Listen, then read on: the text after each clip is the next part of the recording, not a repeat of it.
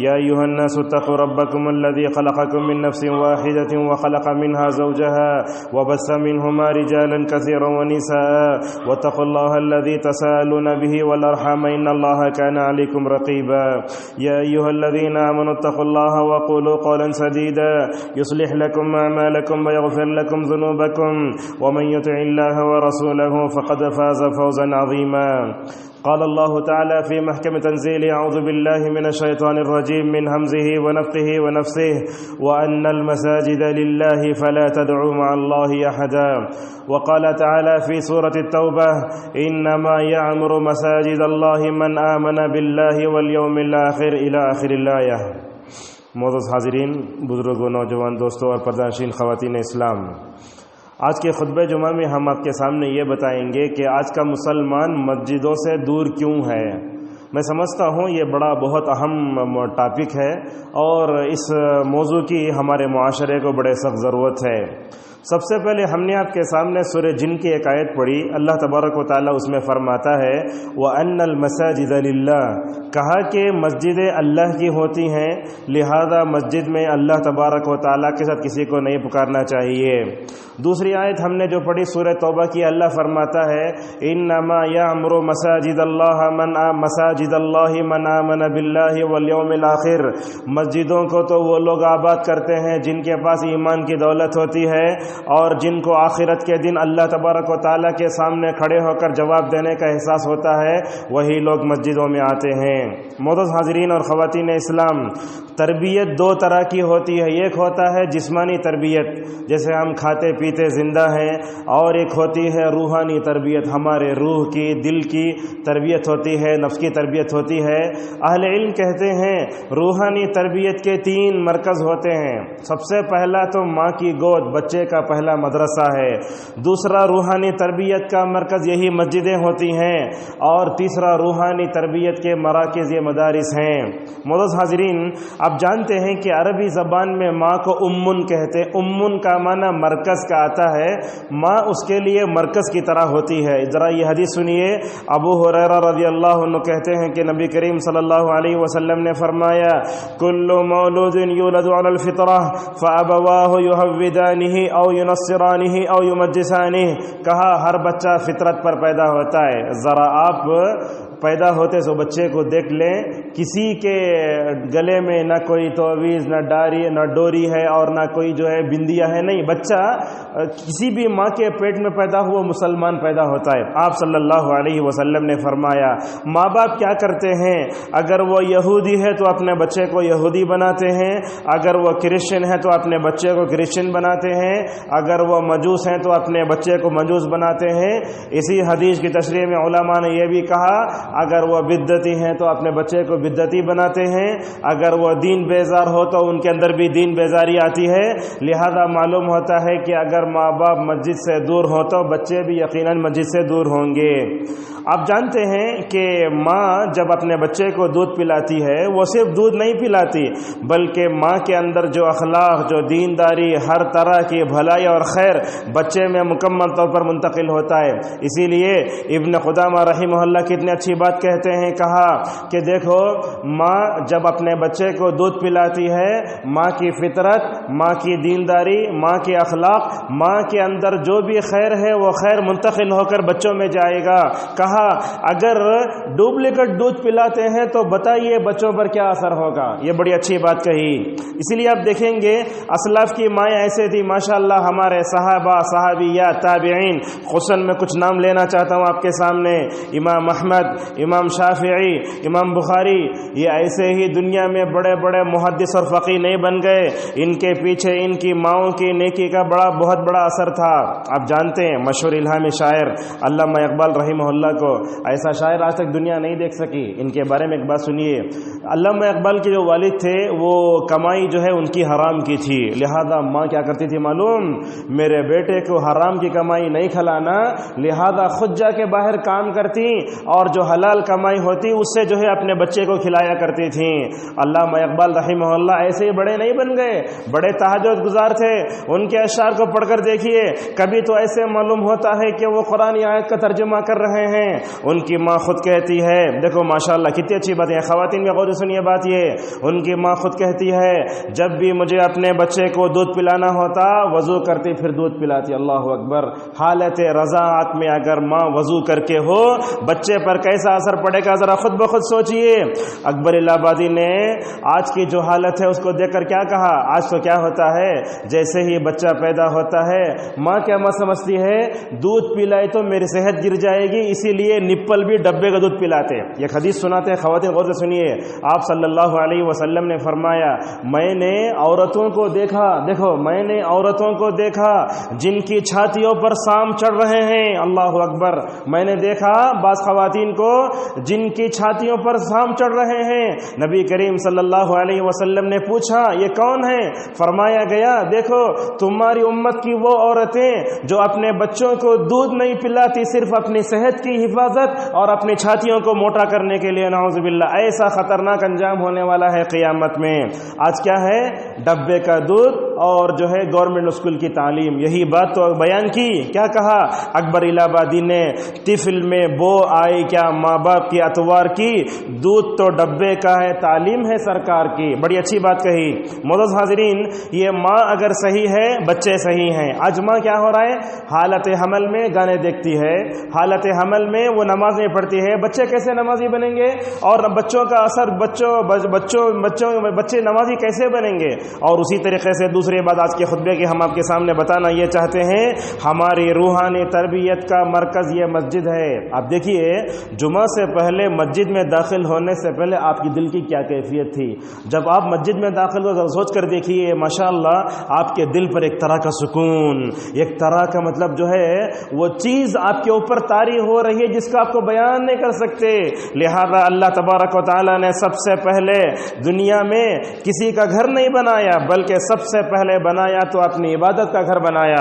چنانچہ اللہ نے کہا ان اول بیت وضع للناس للذی ببکۃ مبارکا وہدی للعالمین، دنیا کے بتکدوں میں پہلا وہ گھر خدا کا، ہم اس کے پاسباں ہیں، وہ پاسباں ہمارا۔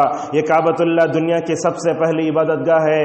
دیکھیے حضرت ابو ذر رضی اللہ عنہ کہتے ہیں کہ نبی کریم صلی اللہ علیہ وسلم سے میں نے پوچھا یا رسول اللہ دنیا کی سب سے پہلے مسجد کون سی؟ آپ نے فرمایا مسجد حرام، جس طرف رخ کر کے ہم نماز پڑھتے ہیں۔ پھر ابو ذر کے اندر حرص دیکھو مسجدوں کی تاریخ کے بارے میں جاننے کی۔ پھر کہا ثم قلت ایو یا رسول اللہ، یہ کعبۃ اللہ کے بعد دنیا میں دوسری بڑی مسجد نہ کون سی مسجد بنی؟ آپ صلی اللہ علیہ وسلم نے فرمایا مسجد اقصی۔ مسجد اقصی کون سی؟ جو بیت المقدس کے نام سے مشہور ہے۔ اور حرص دیکھو ابو ذر کی، انہوں نے کہا یا رسول اللہ یہ دونوں مسجدیں بنی نہ ان کے درمیان گیپ کتنا تھا؟ کم کان بینہما؟ آپ صلی اللہ علیہ وسلم نے فرمایا 40 سنہ، 40 سال کا۔ تو اس سے کیا معلوم ہوتا ہے؟ سب سے پہلی مسجد کعبۃ اللہ، دوسری مسجد بیت المقدس، اور اس کے بعد تیسری مسجد نبی کریم صلی اللہ علیہ وسلم کی۔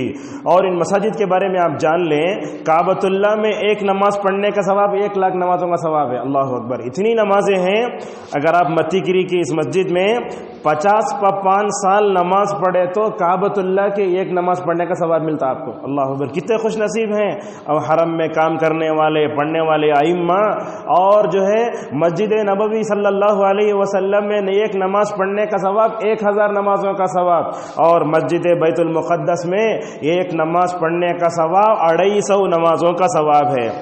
آپ صلی اللہ علیہ وسلم نے اس کو بیان فرمایا۔ بہرحال ہم یہ بتانا چاہتے ہیں، اور یہ بات دیکھیے آپ دنیا میں مسجدوں کو بنانے والے دنیا کے سب سے بہترین اللہ تعالیٰ کے مقرب بندے انبیاء علیہم الصلاۃ والسلام تھے۔ حضرت آدم نے کعبۃ اللہ کی تعمیر فرمائی، اور یہ دیکھو حضرت ابراہیم علیہ السلام، اسماعیل علیہ السلام، اب دیکھتے آپ مستری کام کر رہا ہے، اگر اسے اوپر بننا ہے تو بھانسے بنتا۔ حضرت ابراہیم علیہ السلام کعبۃ اللہ کی تعمیر کر رہے ہیں، جیسے ہی اوپر ہو گئے اپنے بیٹے کو بولا اسماعیل ایک پتھر لاؤ، حضرت اسماعیل ایک پتھر لائے، اس پر چڑھ کر کعبۃ اللہ کی تعریف فرمائی۔ اللہ تبارک و تعالیٰ کو اپنے خلیل کا یہ عمل اتنا پسند آیا، جس پتھر پر کھڑے ہو کر کعبۃ اللہ کی دیواروں کو اونچا کیا، اس پتھر میں حضرت ابراہیم کے پیر کے نشانات کو قیامت تک کے لیے محفوظ کر دیا۔ اللہ اکبر، یہ اللہ تبارک و تعالیٰ کی شان دیکھو۔ اور حضرت ابراہیم اسماعیل دونوں کیا گھر نہیں بن رہے، اللہ تعالیٰ کا گھر بن رہے۔ وہاں جب کام مکمل ہوا تو اللہ تبارک و تعالیٰ سے دعا کرنے لگے، ربنا تقبل منا انک انت السمیع العلیم۔ بات آتی ہے مساجد کے تعاون کرنے کی۔ آج دیکھو امت کا ذوق کیسا ہے، اگر عروس ہو رہا ہے، درگاہ میں کچھ بھی ہو رہا ہے، 50,000 دینے تیار۔ مسجد کی تعمیر کی بات آتی تو انسان 10 روپے ڈالنے سوچتا ہے، ڈالے تو میرا نقصان ہو جائے گا۔ اور اسی طریقے سے دیکھو حضرت سلیمان علیہ السلام نے بھی جو ہے بیت المقدس کی تعمیر فرمائی۔ کیسے؟ اللہ اکبر، حضرت سلیمان وہ نبی ہیں جن کو اللہ نے نبوت بھی دی، بادشاہت بھی دی۔ وہ جب کھڑے ہوئے تھے جنات نے بیت المقدس کی تعمیر فرمائی۔ نبی کریم صلی اللہ علیہ وسلم نے ان کے بارے میں کہا کہ حضرت سلیمان علیہ السلام نے اللہ سے دعا کی، اے اللہ جو بھی بندہ اپنے گھر سے جو ہے نکلے گا اور جا کے بیت المقدس میں نماز پڑھے گا تو اللہ تبارک و تعالیٰ اس کو گناہوں سے ویسے پاک کرے گا جیسے اسی ماں نے اس کو مکمل طور پر جنائے۔ معزز حاضرین، رسول اکرم صلی اللہ علیہ وسلم مدینہ پہنچے۔ آپ نے مدینہ پہنچتے ہی اپنے لیے گھر نہیں بنایا، صحابہ کو گھر بنانے پر توجہ نہیں دی، بلکہ سیرت نگار لکھتے ہیں کہ آپ نے 3 کام کیے۔ پہلا کام آپ نے کیا کیا؟ انصار اور مہاجرین کو بھائی بھائی بنا دیا۔ ابو الکلام آزاد رحمہ اللہ کہتے ہیں یہ زمین و آسمان جب تک ہیں ایسی اخوت، ایسی محبت، ایسی دلوں میں جو ہے الفت دنیا کبھی نہیں دیکھ سکتی۔ یہ ایک دوسرے کے لیے اجنبی تھے، اللہ کے نبی صلی اللہ علیہ وسلم ان کو ایک لڑی میں پرو دیا اور آپ صلی اللہ علیہ وسلم نے مدینہ آتی۔ دوسرا کام کیا کیا؟ آپ صلی اللہ علیہ وسلم نے زمین خریدی اور مسجد بنوائی۔ اور مسجد بنوا کر آج کل کیسے ہوتا ہے، کچھ لوگ بڑے ہوتے ہیں اکیلے بیٹھ جاتے ہیں، خود کام کرتے ہیں، نہیں، اللہ کے نبی ویسے نہیں تھے۔ اللہ کے نبی صلی اللہ علیہ وسلم مسجد نبوی صلی اللہ علیہ وسلم میں خود کام کر رہے ہیں۔ آپ صلی اللہ علیہ وسلم نے صحابہ کو دیکھا ایک ایک اینٹ اٹھا لے کے جا رہے ہیں۔ یہ عمار رضی اللہ عنہ کا ایمان دیکھو، ان کے بارے میں آپ صلی اللہ علیہ وسلم نے کہا تھا میں سر کے تالوں سے پیر کے تلوے تک دیکھتا ہوں تو ان کے گوشت میں، ہڈی میں اور خون میں بھی ایمان نظر آتا ہے۔ یہی وہ عمار ہیں۔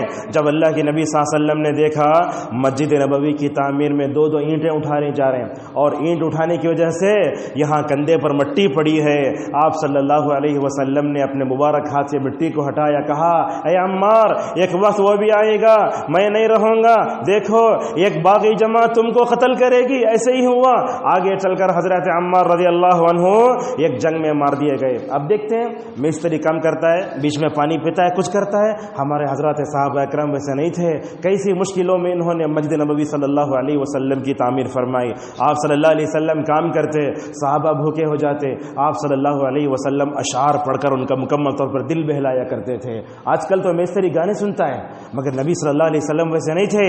آپ نے ایسے ایسے اشعار پڑھے، کہا اے اللہ یہ مسجد نبوی کی تعمیر کرنے والے انصار اور مہاجرین کو تو بخش دے۔ اللہ کے نبی صلی اللہ علیہ وسلم نے دعا فرمائی۔ اور آپ دیکھیے اللہ کے نبی صلی اللہ علیہ وسلم نے صحابہ کی شکل میں جو جماعت چھوڑی، وہ جماعت کسی بڑی یونیورسٹی میں پیدا نہیں ہوئی، اگر وہ بڑی جماعت پیدا ہوئی تو وہ مسجد نبوی صلی اللہ علیہ وسلم کے اولین فارغین تھے۔ اور دیکھو اگر مسجد میں ہمارے پاس بھی کچھ ایسے لوگ ہیں جمعہ کو نظر آتے ہیں، بالغ جمعہ کو بھی نظر نہیں آتے۔ حضرت عبداللہ بن عمر رضی اللہ کیا بولتے ہیں، دیکھو اگر صحابہ میں سے کوئی ایک بھی اگر ایک نماز میں نظر نہیں آتا، ہم اس کے بارے میں برا گمان کرتے، اس کے اندر یا تو نفاق ہے یا تو اللہ کی محبت کم ہے، ایسا۔ اب آج کل تو لوگ، بلکہ کیا میں آگے انشاءاللہ آپ کے سامنے بیان کروں گا، آج مساجد سے مسلمانوں کا تعلق بڑا کمزور ہوتے جا رہا ہے۔ عید کو آتے، جمعہ کو آتے، میت ہوئی تو آتے، نکاح ہوا تو آتے، بس اتنا ہی ہے، اتنے مقام پر آتے ہیں۔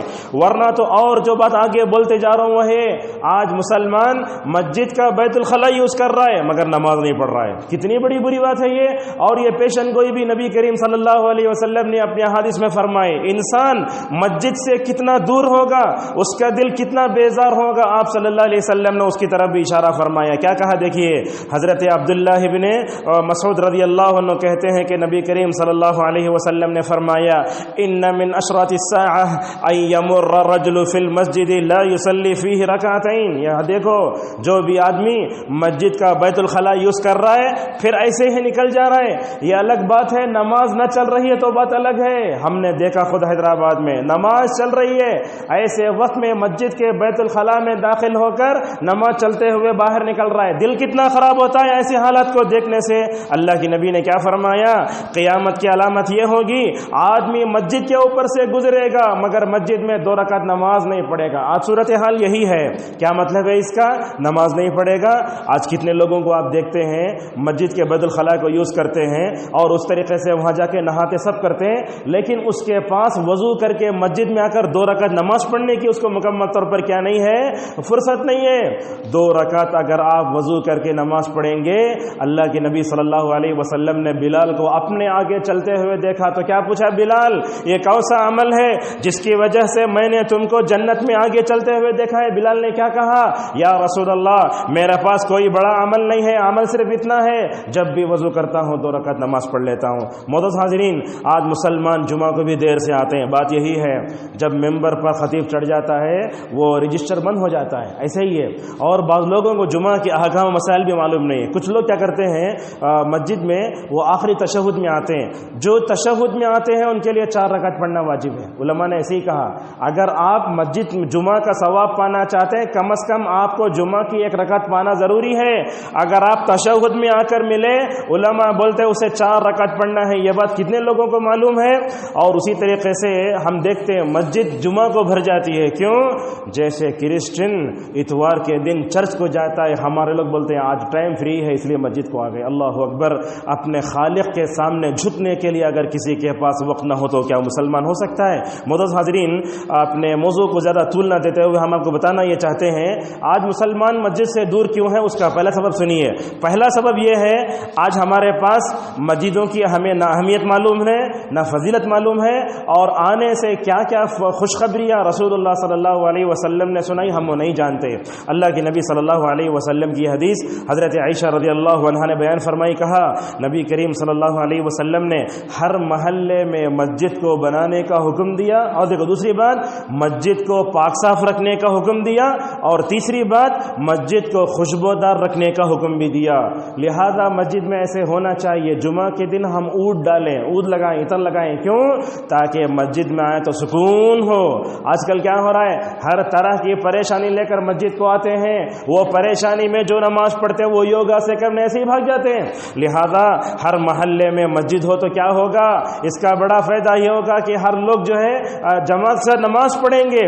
مساجد کو گندگی سے پاک رکھنا چاہیے. اب دیکھیں آپ، ہم نے خود دیکھا حرمین میں، مکہ مدینے میں دیکھو آپ، عید کے دن جو اونٹ ڈالا جاتا ہے وہ لاکھوں کروڑوں ریال کا ہوتا ہے. اللہ اکبر. مسجد حرم میں داخل ہو جائیں گے آپ کو معلوم ہوگا کہ جنت میں چلے گئے آپ. اتنا پرسکون ماحول ہونا چاہیے. لہذا اس کی طرف توجہ دینے کی ضرورت ہے. آج کل تو مسجدیں ہم لوگ کیا کر رہے ہیں؟ خوبصورت بنا دے رہے ہیں. دیکھیے مسجد کو آباد کرنے کی 2 شکلیں ہوتی ہیں. ایک تو ظاہری طور پر آباد کرنا، کیا مطلب ہے؟ کرنٹ کے بل بننا، چننا مارنا، یہ سب کرنا ہے. لیکن آج یہ کام کر رہے ہیں، لیکن مسجد کو نمازیوں سے آباد کرنے کی فکر کہاں چلے گئی؟ اللہ کی نبی صلی اللہ علیہ وسلم نے فرمایا لوگو مجھے مسجدوں کو زیادہ پختہ بنانے کا حکم نہیں دیا گیا ہے. مسجد کو زیادہ اگر چمکیلا بھڑکیلا بنائیں گے تو کیا ہوگا؟ بس آج کیا کر رہے ہیں لوگ ایک دوسرے سے آگے بڑھ رہے ہیں، میں ویسی مسجد بناتا ہوں، اس سے زیادہ بناتا ہوں. ایسا نہیں ہونا چاہیے. حضرت عبداللہ ابن عباس رضی اللہ عنہما نے فرمایا لوگو تمہارے اوپر ایک وہ وقت آئے گا تم یہود و نصارہ کی طرح اپنے مسجدوں میں ڈیکوریشن بناؤ گے. آج دیکھیں لوگ مسجدوں کے لیے خرچ کرتے ہیں لیکن مسجدوں میں نماز پڑھنے نہیں آتے. جو آدمی مسجد کے لیے چندہ دے رہا ہے وہ نماز پڑھنے نہیں آتا، بس فخر میں فلاں کے مسجد کے لیے اتنا دے دیا، بس ایسے مکمل طور پر ہوتا ہے. اور اسی طریقے سے آپ یاد رکھیں یہ مسجدیں اللہ کو بہت پسند ہیں. اگر آپ یہاں آئیں گے اللہ کی محبت پائیں گے آپ. اگر آپ یہاں بار بار آئیں گے تو اللہ تبارک و تعالیٰ سے محبت کرے گا.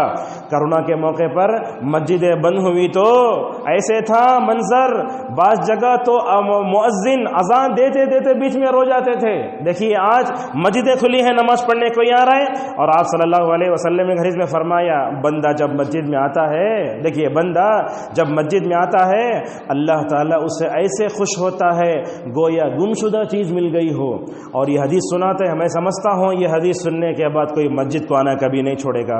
آپ صلی اللہ علیہ وسلم نے فرمایا فرشتے مصلیوں کو تلاش کرتے رہتے مسجد میں، اللہ اکبر، تلاش کرتے رہتے مسجد میں۔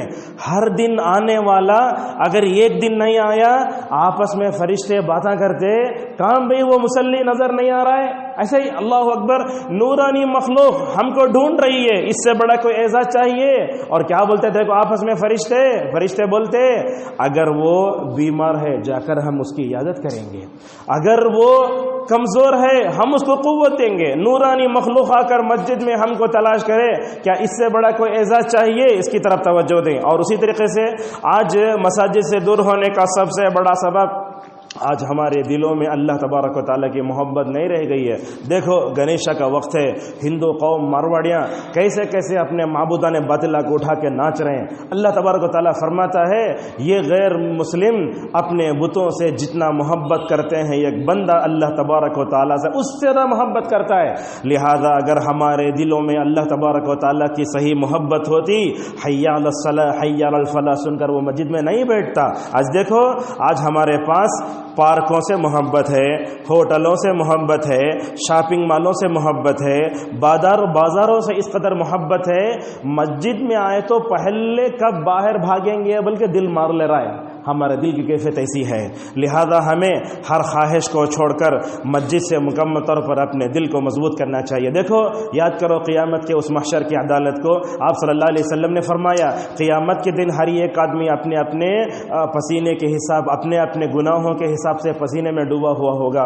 آپ نے فرمایا کچھ لوگ تو گھٹنے تک، کچھ لوگ تو کمر تک، کچھ لوگ تو مکمل ہوں گے۔ دیکھیں اذان دینے والے کتنی خوشخبری، آپ نے فرمایا قیامت کے دن اذان دینے والوں کی گردنیں لمبی ہوں گی۔ علماء نے حدیث تشریح میں کیا لکھا؟ جب گردن لمبی ہو گئی تو پسینے میں نہیں ڈوبے گا مؤذن، اللہ اکبر۔ اور اسی طریقے سے دیکھیے آپ نے کیا فرمایا، عرش الہی کے سائے کے مستحق بننا چاہتے ہو، مسجد سے اپنے دل کو لگا کر رکھو، مسجد سے اپنے دل میں مسجد سے اپنی محبت پیدا کرو۔ آپ نے فرمایا وَرَجُلٌ قَلْبُهُ مُعَلَّقٌ بِالْمَسَاجِدِ، جس کا دل مسجد سے اٹکا ہوا ہے وہ جو ہے عرش الہی کے سائے میں ہوگا۔ اس حدیث تشریح علماء نے یہی بتایا اگر مؤذن ایک وقت کی اذان دے دیا، دوسرے وقت کی اذان دینے کے لیے اذان مؤذن انتظار کر رہا ہے، کہاں وہ انتظار کر رہا ہے، وہ بھی عرش الہی کے سائے میں ہوگا۔ علماء نے اتنا تک بتایا۔ اور حضرات صحابہ کرام میں دیکھیے آپ اللہ تعالیٰ سے کتنی محبت تھی۔ حضرات صحابہ کرام کیسے تھے؟ اللہ تعالیٰ ان کا تذکرہ کرتے ہوئے فرماتا ہے تراہم رکعا سجدا، اے محمد صلی اللہ علیہ وسلم تم ان کو دیکھو گے کبھی رکوع کر رہے ہیں کبھی سجدہ کر رہے ہیں۔ اور یہ بات یاد رکھو آپ، جب ہم سجدہ کرتے ہیں اور یہ جو نشان پیدا ہوتا ہے نا یہ سجدہ کر کے، آپ صلی اللہ علیہ وسلم نے اس نشان کے بارے میں کیا فرمایا؟ سجدے کا جو نشان ہوتا ہے جہنم کی آگ چھوتی نہیں اسے۔ اتنی بڑی فضیلت نبی کریم صلی اللہ علیہ وسلم نے بیان فرمائی۔ اور مسجد سے پیچھے رہنے والا منافق ہے۔ حضرت عبداللہ مسعود رضی اللہ عنہ کہتے ہیں رسول اکرم صلی اللہ علیہ وسلم کے زمانے میں تمام صحابہ نماز کو آتے تھے، جو منافق ہوتے وہ پیچھے رہتے۔ حضرت صحابہ کرام کا مسجد میں آنے کا اتنا زیادہ جو ہے ان کا تعلق تھا، بیمار ہو جاتے چلنے نہیں ہوتا، دو صحابہ کندھے میں لکڑی دے کر آتے تھے۔ یہ تصور تھا۔ آج ہمارا حال کیا ہو رہا ہے؟ سفر سے آئے گھر میں نماز اگر ذرہ سر کا درد ہو رہا گھر میں نماز۔ یاد رکھو جو آدمی مسجد میں آنے کی طاقت رکھنے کے باوجود اپنے گھروں میں نماز پڑھتا ہے اس کی نماز صحیح ہو سکتی ہے، مگر علماء نے کہا کہ جماعت کے پیچھے رہ جانے کا ثواب سے محروم ہوگا، اور علماء نے کہا کہ وہ منافقین کی نماز ہے۔ اور اسی طریقے سے آپ یہ دیکھو ابن عثیمین رحمہ اللہ یہ بات بولتے ہیں ہم مسجد میں نماز پڑھنے آتے لیکن دل نہیں لگتا، تو بولتے اگر تم مسجد میں آؤ نماز تم پر بھاری ہو رہے تو اپنے دل کو تلاش کرو کہیں تمہارے دل میں نفاق تو نہیں ہے۔ آج دیکھو خواتین کو بچوں کو مساجد سے روک کر کیا ہوا؟ ان کے گود دین سے خالی ہو گئے۔ ہمارے بچوں کو مسجد میں لائے تو کیا بھی احترام بھی کیا بھی نہیں، خالی کھیلتے رہتے، اپنے بچے سے بولتے چلو ابو جلی شاپنگ مال کو جائیں گے۔ یہ کیا ہمارے عورتوں اور بچوں کے دلوں میں مسجد کی محبت پیدا نہ کرنے کا نتیجہ ہے۔ اور خصوصاً احناف مساجد سے روکتے ہیں، ایک حنفی خود عالم بولتے ہیں کہ ماضی میں حنفیوں نے عورتوں کو مسجد سے روکا ہے، لیکن میں کہتا ہوں کہ آج کے حالات کے پس منظر میں احناف کو اپنے فتوے پر نظر ثانی کرنا چاہیے اور ان کو مسجدوں میں آنے کی اجازت دینا چاہیے۔ اور آپ دیکھیں آپ کتنی ایسی حنفی مسجدیں ہیں جہاں ماشاءاللہ رمضان میں تراویح کا اہتمام ہوتا ہے، اور کتنی ایسی مسجدیں ہیں جہاں جمعہ سننے کے لیے آتی ہیں۔ اگر ہم ان عورتوں کو مسجد میں آنا ان کے لیے جائز واجب نہیں ہے، اگر ہم ان کو مساجد سے دور کریں گے، ماں کی گود اگر علم سے خالی ہو جائے تو بڑا بتاؤ کیسے بچوں میں مکمل طور پر جو ہے دین آئے گا۔ آج نوجوانوں کو کیا مسجد سے محبت ہے؟ مسجد سے نہیں، ہوٹلوں سے، پارکوں سے اور قہوہ خانوں سے، ہر جگہ نوجوان نظر آئیں گے آپ، مگر اللہ تبارک و تعالیٰ کی صحیح محبت نہ ہونے کی وجہ سے ہو رہا ہے۔ اور اسی طریقے سے عقیدے کی کمزوری، اللہ نے کیا کہا؟ وہی لوگ مسجدوں کو آباد کرتے ہیں جن کے اندر ایمان ہوتا ہے۔ آج دیکھو نبی کریم صلی اللہ علیہ وسلم کے زمانے میں 360 بت رکھ کر انہوں نے کعبۃ اللہ کے اطراف میں توحید کے اس مرکز کو شرک کا مرکز بنا دیا تھا۔ اللہ تبارک و تعالیٰ کی ہمیشہ یہ عادت رہی ہے، مسجد کا جو ذمہ دار ہوگا وہ توحید پرست ہونا چاہیے۔ اگر وہ شرک کرنے والا بدعتی اگر خرافی ہو تو کیا ہوگا؟ اللہ تبارک و تعالیٰ نے قریش سے ان کی تولیت مکمل طور پر چھین لی، اور اللہ نے کہا مسجد کا ذمہ دار تو متقی ہوتا ہے۔ آج دیکھو لوگوں کے اندر توحید کی جگہ شرک آیا۔ آج ہمارے ایسے نوجوان ہیں جو جا کے درگاہوں میں سوتے ہیں، خانقاہوں میں، مزاروں میں جا کے سوتے ہیں۔ کیا ان کو مسجد میں سونے اور مسجد میں رہ کر صبح سویرے غیر شادی شدہ نوجوانوں کو مسجد میں سو کر صبح سویرے تہجد پڑھنے کی عادت ہے؟ یہ حضرت عبداللہ ابن عمر رضی اللہ عنہ وہ کہتے ہیں شادی سے پہلے میں مسجد میں سوتا تھا اور صبح سویرے اٹھ جاتا تھا۔ اور اسی طریقے سے مساجد سے دور رہنے کی ایک وجہ کیا ہے؟ یہ شرک۔ آج کیا ہو رہا ہے؟ ممبر پر کھڑے ہو کر لوگ شرک بیان کر رہے ہیں۔ کیا کیا عقیدہ ہے معلوم ہے؟ اللہ گرتا ہے، وہ عبد القادر جیلانی جا کو پکڑ لیا، دستگیر۔ اور اسی طریقے سے مساجد میں شرک لکھا رہتا ہے، دیکھو یا اللہ، یا محمد، یا خاتون جنت، یا فاطمہ۔ اللہ فرماتا ہے مسجد توحید کا مرکز ہے، اگر یہاں آپ شرک لائیں گے تو پوری پبلک بھاگ جائیں گی۔ اور اسی طریقے سے یہاں شرکی اشعار پڑھے جاتے ہیں، کیا بولتے؟ اللہ کے نبی کے صدقہ طفیل ہماری دعائیں قبول کر لو۔ اللہ تو یہ بولتا ہے اے لوگو میرے سے ڈائریکٹ مانگو، بیچ میں کسی کی ضرورت نہیں ہے۔ اور آج ہماری مسجدوں میں شرکیہ دعائیں ہو رہی ہیں، شرکیہ عبارتیں۔ گنبد خضرا کی تصویر جو ہے لگا کر کے جب بدعتی اس کو دیکھتا ہے تو اس کا بیچ ختم ہو جاتا ہے، دیکھیے۔ اور اسی طریقے شرکیہ اعلانات، اور ہمارے مسجدوں میں قبریں، بیچ میں قبریں، پہلے قبر، نماز پڑھ کے سیدھے قبر کو جاتا ہے۔ مسجد توحید کا مرکز ہے، اگر آپ اس کو شرک کا مرکز بنائے تو مزار میں بھی مسجد میں کیا فرق ہو جائے گا؟ اور اسی طریقے سے آپ دیکھتے ہیں یہ مسجد میں تو قبرستان نہیں لگا ہوا ہے، کتنی مسجدیں ایسی ہیں جن کے قبرستان لگ کر ہے، اگر آپ نماز پڑھیں گے بیچ میں دیوار آتی ہے۔ تو اس طریقے سے یہ درگاہوں کے ذمہ داروں کو بھی آپ دیکھیں گے مجاور قسم کے ہوتے ہیں، ہفتے نہیں نہاتے۔ کیا کسی مجاور کو آپ مسجد میں آ کر دیکھیں؟ یا کسی درگاہ پارٹی جو آتا ہے مسجد میں نہیں دیکھتے آپ؟ تو اس طریقے سے وہ کیا بولتے؟ صوفیاں ہمیں دل کی نماز پڑھ لیتے، ہمیشہ جہاں لعنت برستی ہے وہیں بیٹھتا ہے، لوگوں کو دھوکہ دیتا ہے اور عورتوں کی عزت سے کھیلتا ہے۔ اور اسی طریقے سے بری دوستی کی وجہ سے بھی بندہ مسجد سے دور ہوتا ہے۔ اچھے لوگوں سے قریب رہے، مسجد کو لے کر آئے گا وہ۔ آج کل تو ایسا ہے، ایک نوجوان مسجد میں قرآن پڑھ کے بیٹھا ہے، چل رہے جائیں گے، خلاص ختم، ایک سبا پڑھے بھاگے۔ دیکھو بری دوستی سے بھی ایسے ہوتا ہے، دین بیزار دوستوں سے جب تک اپنے آپ کو دور نہیں رکھیں گے، آپ جو ہے مکمل طور پر جو ہے بیڑی، سگریٹ، کھانے پینے کی دعوت، ان سب میں۔ اور بعض مرتبہ تو ایسے ہوا نوجوان راستوں میں بیٹھ کر نماز جانے والے عورتوں مردوں کو چھیڑتے ہیں، اس سے بڑی کوئی گمراہی ہو سکتی ہے؟ اور اسی طریقے سے مسجد سے دور ہونے کے اسباب میں امام کا صحیح نہ ہونا بھی ہے۔ اگر امام صحیح ہو مسجد صحیح ہے۔ دیکھیے اللہ کے نبی صلی اللہ علیہ وسلم دعا فرمائے، اے اللہ تو اماموں کو ہدایت دے، اگر وہ ہدایت یافتہ ہے پوری آنے والی پبلک کو وہ ہدایت دے گا۔ تو آج کیا ہے، اماموں سے جو سلوک ہو رہا ہے، لوگ تو بولتے امام 2 رکعت کا امام ہے، وہ آپ کا امام صرف نماز کا امام نہیں، ہر چیز میں اس کو امام مانو، اس سے ہدایت لو، پڑھو۔ اور بعض علماء تو یہ بولتے جس مسجد میں مکتب کا انتظام نہ ہو وہ مسجد نہیں ہے، لہذا امام کا صحیح ہونا بھی بہت ضروری ہے. اگر امام صحیح ہو تو کیا ہوگا؟ سارے پبلک کو لے کر چلے گا. اور اسی طریقے سے مؤذنوں کا غلط سلوک. اگر مؤذن راؤڈیزم کر رہا ہے پبلک نہیں آتی. دیکھو کیا ہو رہا ہے، آنے جانے والوں سے غلط انداز سے بات کرنا. کوئی بھی مؤذن ہوتا ہے مسجد کے ذمہ دار کے اندر رہ کر اس کو کام کرنا چاہیے. کبھی جو ہے چھیڑ لے رہا ہے، لڑ لے رہا ہے، بچوں کو مار دے رہا ہے، مصلیوں سے بیکار بحث کر رہا ہے، اور کبھی وقت سے پہلے مسجد بند کر دے رہا ہے، اور کبھی جا کے کیلی لے کے باہر کھڑے ہو جلدی نماز پڑھ کے آؤ. یہ کوئی مصیبت ہوئی ہے؟ مؤذن کو کیوں رکھا جاتا ہے؟ مصلی جتنے آتے ہیں وہ نماز پڑھ کے جائیں. وقت سے پہلے فانا آف کر ڈالنا اور باہر جا کر کھڑے ہو جانا، لوگ اس سے بڑے پریشان ہوتے ہیں اور بھاگ جاتے ہیں. اور اسی طریقے سے مسجد کا ذمہ دار بھی اگر صحیح نہ ہو تو لوگ مسجد کو نہیں آتے. اللہ تبارک و تعالیٰ نے تو کہا مسجد کا ذمہ دار متقی ہونا، جس کے چہرے سے دیکھتے ہی مکمل طور پر تقوی نظر آنا چاہیے. آج کل تو مساجد کے ذمہ دار تو ایسے ہیں وہ اپنے آپ کو سی ایم نہیں پی ایم سمجھتے ہیں، اور ہر جگہ یہ چیز ہو رہی ہے. لہٰذا امام جو مسجد کا ذمہ دار، میں تو سمجھتا ہوں اگر مسجد کے ذمہ داروں میں اگر یہ ذمہ دار اگر کوئی عالم ہو تو بڑا بہتر ہوگا، وہ ساری چیزیں مکمل طور پر کرے گا. لہٰذا مسجد کے ذمہ دار کو متقی ہونا. اور اسی طریقے سے مسجد سے دوری کے اسباب میں تقوی کی بڑی کمی ہے. بلکہ بعض لوگ تو بولتے تقوی لقوہ، اعوذ باللہ.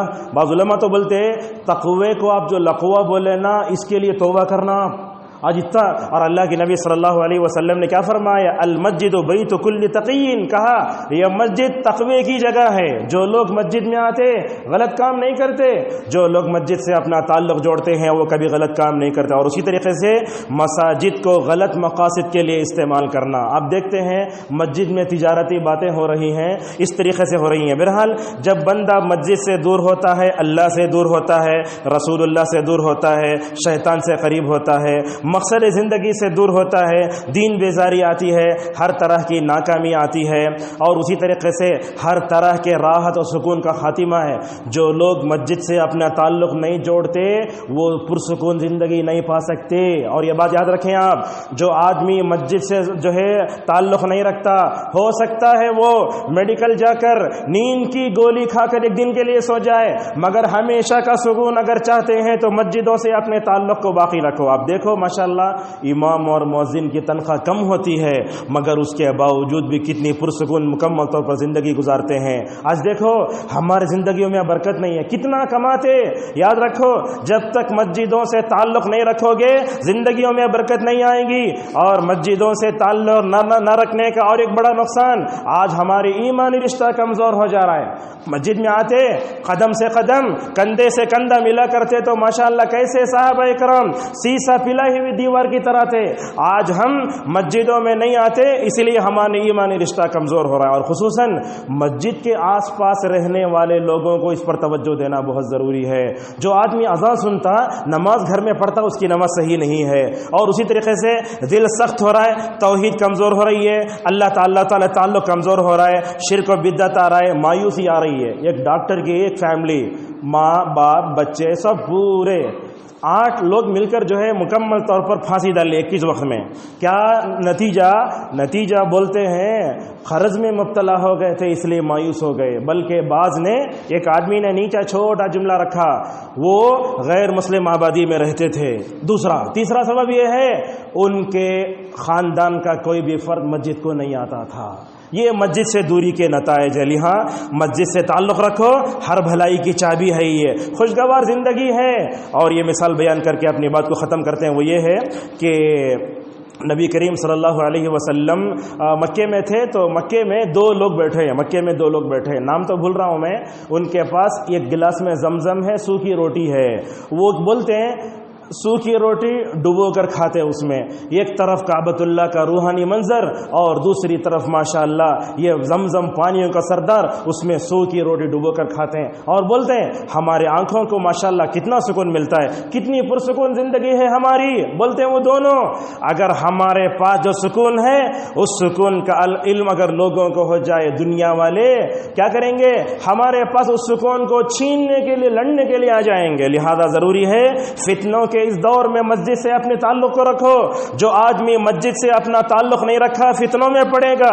اور اسی طریقے سے امام صاحب کے علم سے، دروس سے، خطبات سے مکمل فائدہ اٹھانا چاہیے. اور یہ بات یاد رکھیں آپ، دنیا میں کوئی بھی بڑا انقلاب آیا تو مساجد سے ہی آیا ہے. یہاں خواتین کی تربیت کرنا، دیکھیں حضرت مریم رضی اللہ علیہ السلام کو بیت المقدس میں وہ محراب میں بیٹھ کر عبادت کرتی تھی حالت حمل میں. اللہ تبارک و تعالیٰ نے عیسیٰ جیسا بچہ ان کو دیا. اسی طریقے سے روحانی تربیت کی جگہ ہے. اور مسجد میں مکتب کا انتظام بھی ہونا چاہیے. بچے آتے ہیں ان کو برداشت بھی کریں. اور ابن عثیمین رحمہ اللہ کے اس بات پر اپنی بات کو ختم کرتے ہیں. کیا بولتے ہیں؟ دیکھیے بہت اہم بات ہے. جب میں ہسپتالوں کو جاتا ہوں دیکھتا ہوں کہ ہسپتالیں ہر جگہ بھری ہوئی ہیں. کیوں؟ اس لیے کہ وہ جسمانی طور پر بیمار ہیں اس لیے جا رہے ہیں. اگر روحانی تربیت کا مرکز مسجد سے اپنے تعلق کو جوڑتے تو اللہ تعالیٰ اس حالت سے دو چار نہیں کرتا. لہٰذا اس کی طرف توجہ دیں اور جو ہے ہمیشہ مکمل. اور یہ بات یاد رکھیں آپ، ہم نماز پڑھنے آگے چلے گئے، اللہ تبارک و تعالیٰ نے اس مسجد کے اندر ایسا اٹریکشن رکھا ہے. آپ دیکھیں گے غیر مسلم کو مغرب کی نماز میں، فجر کی نماز میں اپنے بیمار بچوں کو دعا پڑھنے کے لیے باہر آ کر ٹھہرتے ہیں.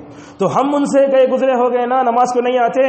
لہٰذا اس طرف توجہ دیں اور مساجد کا احترام کریں. بلند آواز سے بات نہ کریں. جب مسجد میں آئیں اپنے موبائل کو سائلنٹ کریں اور جو ہے ہمیشہ مسجد کی آباد کا مکمل خیال رکھیں. آخری بات یہ ہے، آج کل دشمنان اسلام مسجدوں پر اور مدرسوں پر بڑی نظر رکھے ہوئے ہیں. کل ہی آسام کے ایک مدرسے پر بلڈوزر چلا کر ختم کر دیا گیا. لہٰذا ہمارے مسجدوں کے، مدرسوں کے جو پیپر ہیں اس کو محفوظ رکھیں. اور یہاں سے ایسی کوئی بات نہیں ہونا چاہیے جس کی وجہ سے ہم دنیا والوں کی نگاہوں میں جو ہے مشکوک بن جائیں. لہٰذا مساجد کی، مدارس کی مکمل طور پر حفاظت کریں، اس کے پیپر کی حفاظت کریں اور جو ہے اس کو اچھے انداز سے لے کر چلیں.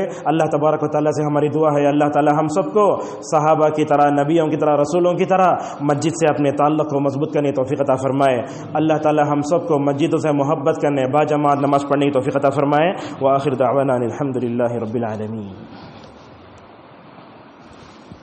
الحمد لله على إحسانه والشكر له على توفيقه وامتنانه وأشهد أن لا إله إلا الله وحده لا شريك له تعظيما لشانه وأشهد أن محمدا عبده على رضوانه صلى الله عليه وعلى آله وصحبه وسلم تسليما كثيرا. أعوذ بالله من الشيطان الرجيم. إن الله وملائكته يصلون على النبي يا أيها الذين آمنوا صلوا عليه وسلموا تسليما. اللهم صل على محمد وعلى محمد كما صليت على إبراهيم وعلى إبراهيم إنك حميد مجيد. اللهم بارك على محمد وعلى محمد كما باركت على إبراهيم وعلى إبراهيم إنك حميد مجيد. اللهم ارض عن الصحابة أجمعين أبي بكر وعمر وعثمان وعلي وعن سائر الصحابة أجمعين وعنا معهم بجودك وكرمك يا أكرم الأكرمين. اللهم انصر دينك وكتابك وسنة نبيك محمد صلى الله عليه وسلم وعبادك المؤمنين. اللهم اشف مرضانا وارحم موتانا وعاف مبتلانا وفك أسرانا وانصرنا على من بغى علينا. اللهم إنا نعوذ بك من زوال نعمتك وتحول عافيتك وفجاءة نقمتك وجميع سخطك يا ذا الجلال والإكرام. اللهم انصر أمة محمد صلى الله عليه وسلم في كل مكان. اللهم انصرهم على عدوك وعدوهم يا قوي يا عزيز. ربنا آتنا في الدنيا حسنة وفي الآخرة حسنة وقنا عذاب النار. اللهم يا مقلب القلوب ثبت قلوبنا على دينك. اللهم يا مصرف القلوب صرف قلوبنا على طاعتك. سبحان ربك رب العزة عما يصفون وسلام على المرسلين والحمد لله رب العالمين.